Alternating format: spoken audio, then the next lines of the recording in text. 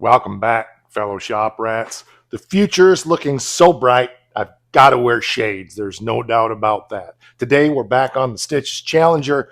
We're going to get back on this roof. I have a rust conversion product that we are going to try. We got a little stuff to clean up, and I'm going to explain a few things. Well, I'm getting way ahead of myself, so let's just back up. Let's watch the show intro. It takes 5 seconds. We'll see you on the other side. I'm Mike. This is My Cars Shop.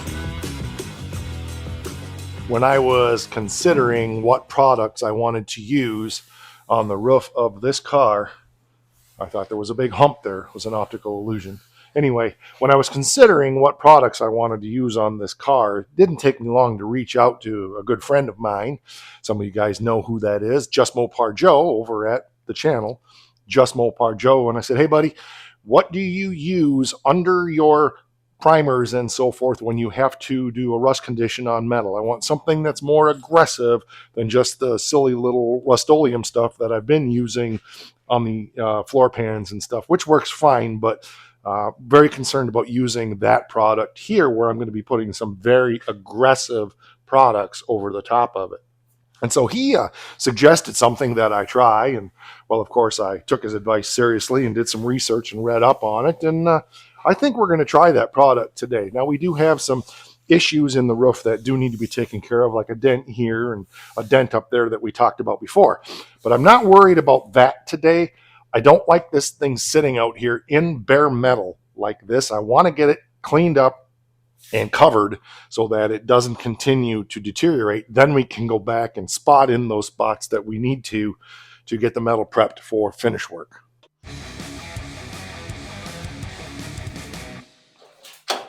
Things in pretty good shape here where we can work on most of it. I'm not going to worry about this over here yet. I'm not worried about this pillar here. We'll get that later. Back here, we'll get that when we do the back window.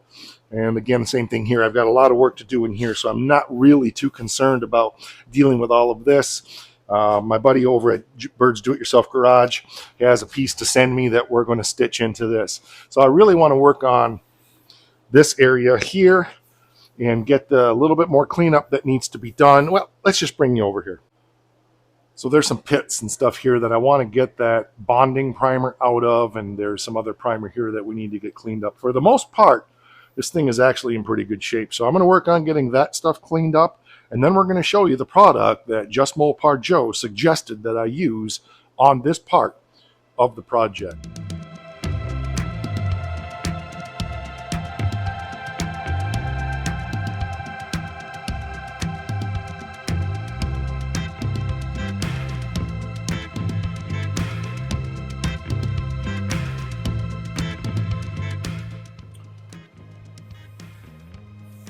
People have questioned what I'm going to do here. I mentioned that in my last video, and I even posted some things online about it. This dent here is around 3/16 of an inch deep, maybe a little bit more in a couple spots. This area in here was a lot worse, and this spot right here, after I got the whole roof pulled up from being, it was caved in all the way around like this, down about a foot. And we worked really hard. Those videos are the very first ones in this playlist. I've worked this with the torch. I've done the quenching method. I've tried the grinding method. I've tried shrinking discs. I've tried all kinds of stuff. I've tried stretching, not stretching, but shrinking the metal around it to pull this. I've tried shrinking this self from both sides. There's a point at which metal just will not come any further. I had suggested that maybe we want to try a cut and butt and weld a patch on here and then cut it in. I'm really nervous about that, and I've talked to a couple people who do this kind of work, and they both said the same thing.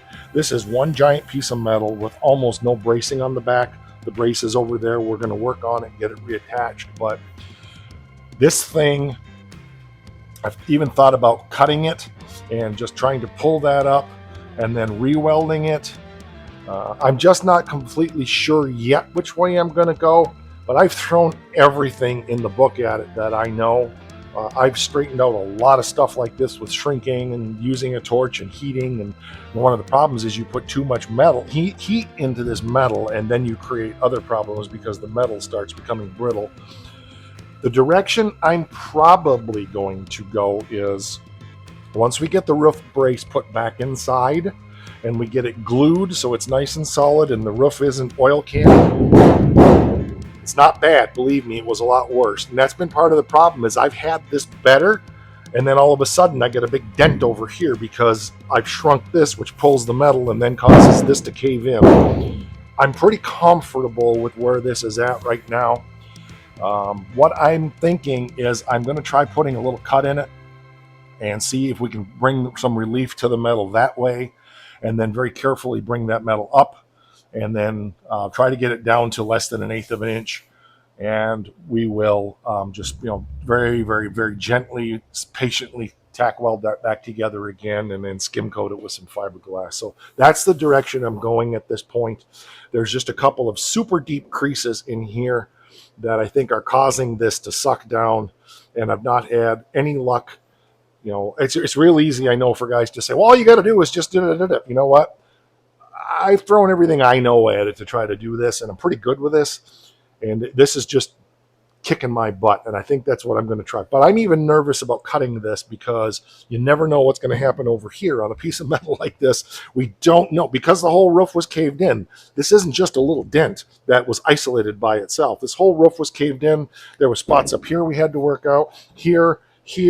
There was another spot over right here, which I haven't finished yet. There was one here. And so this metal is just really tenuously stretched and shrunk in many different places. And one little change here can cause a big problem somewhere else. That's not what we're here about today. But as I was just looking at this, I wanted to mention that to you. The second thing in this is a vinyl top car. So if I just have to flow over that with some fiberglass, I'm really not that worried about it because it's just a matter of making the vinyl look good and not having any big wonky problems in the vinyl itself. All right, I got a little bit of primer to clean up in here yet. I'll probably use a wire brush on that, and then we'll be ready to break out the product and show you what we got.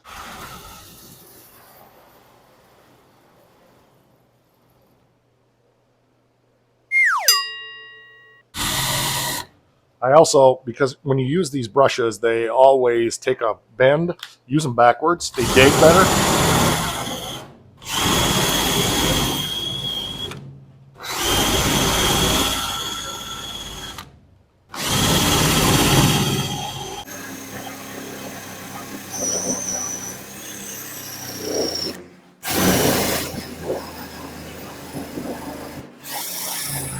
Then once I start to take a step the other way, spin around.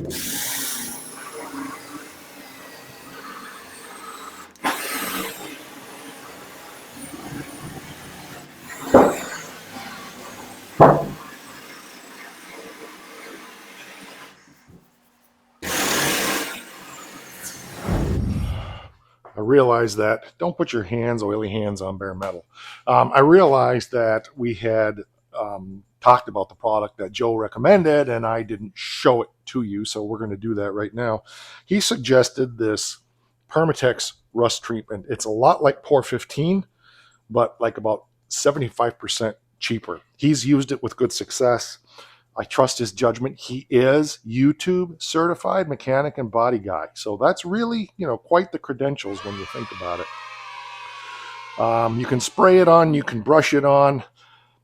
I'm not sure what direction I'm going to go yet. I'm thinking I'm going to spray it on. Just use one of my little touch-up guns, but I'll probably be in some ways further ahead to brush it on because the product would go further. So I don't know.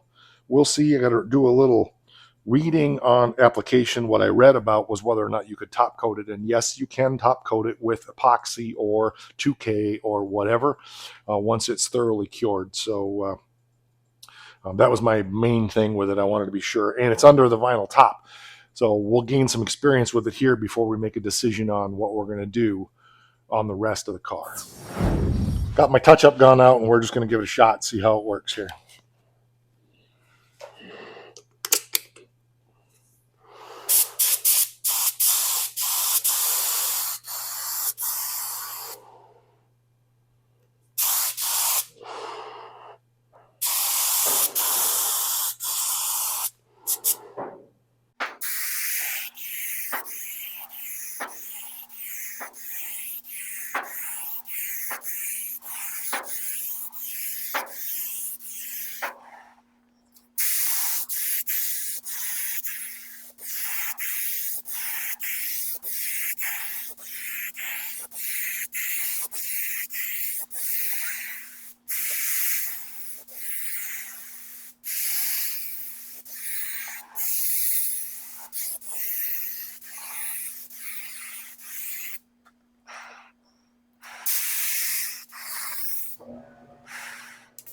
That was about between a third and a half a bottle. It wasn't quite a half a bottle. Covered the whole thing. We're supposed to let it dry and then go back over and do it one more time and just bump the heat up. So we'll let this dry out for as long as it's supposed to, and then we'll hit it with a second coat. It's pretty stinky stuff, I'll tell you that. Smell a lot of acid in the air, but it'll dry, I guess, to almost a black finish when it's dry. So we'll come back out in a while and hit it again. Other than the one spot up here where I got a little carried away with it. I'll take a brush and straighten that out. It's dry. When I was up here, I was still learning how to put the product on, but I'm not going to wait. I got other things. Oops. Yeah, no, we're good. I thought it was peeling off. So we'll go ahead and get a second coat on there. We'll probably, since I sprayed most of this, which way did I spray it? I think I sprayed this in here this way and this out here this way. I'll do the opposite. I can kind of tell by my lines. Maybe what I'll do is I'll come this way across the whole thing. That way I get better coverage and I'm not just, following the same lines. It's kind of like mowing your lawn, alternate your direction every time so your lawn looks different. But better coverage this way anyway. So I got to fill the gun up again and then we'll get it. Here's what I'm trying to say. So hopefully I have enough for 3 coats. You're only supposed to put 2 on, but I'd like to have some left over for, miscellaneous type stuff is what I'm saying.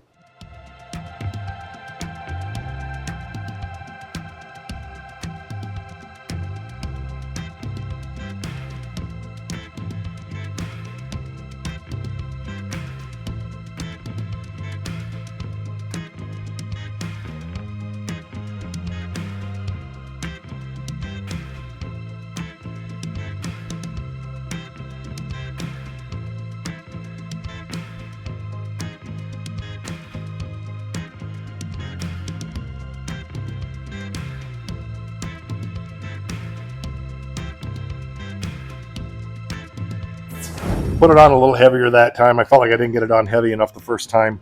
Good coverage. I still have about a quarter bottle left, but I'm going to leave it at that for now. And I was just reading more about this product, and apparently you are supposed to top coat it. So I may need to get myself a pint of black epoxy primer because I think that's the way I want to go on this roof. And then when I'm going to work an area, I can just grind it down and go ahead and work it back. But I got to get out of here. This stuff is nasty, stinky. I'm going to go get some lunch, and we'll come back out in an hour or so and see what we've got. Don't go away.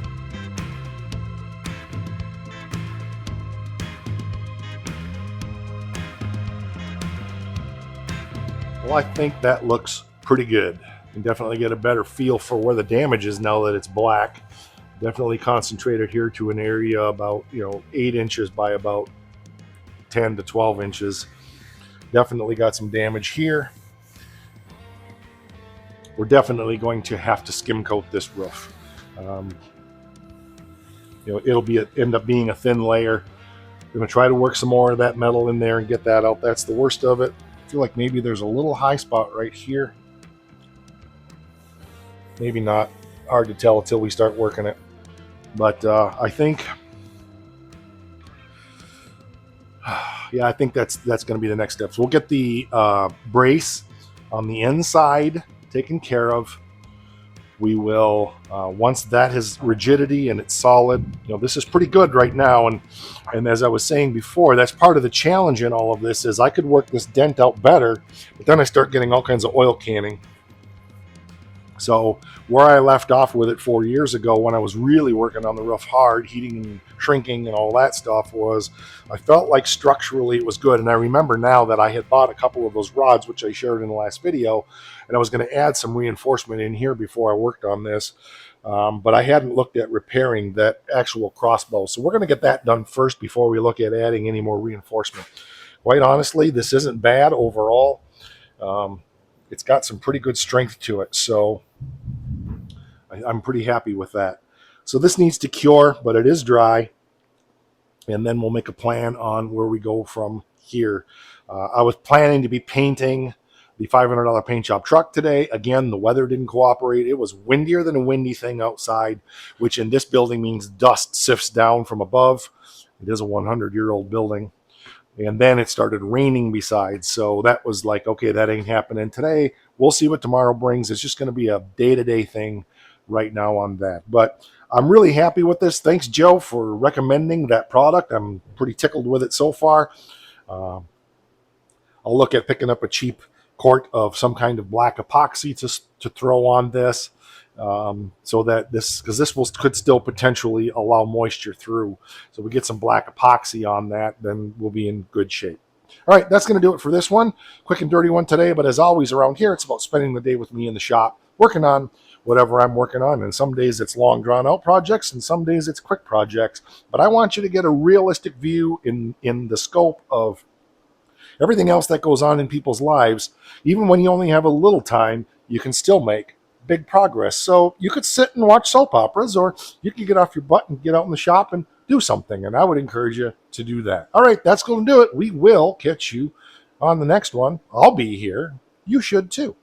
Thanks. Appreciate it. Oh, don't forget, because it is important. Rock!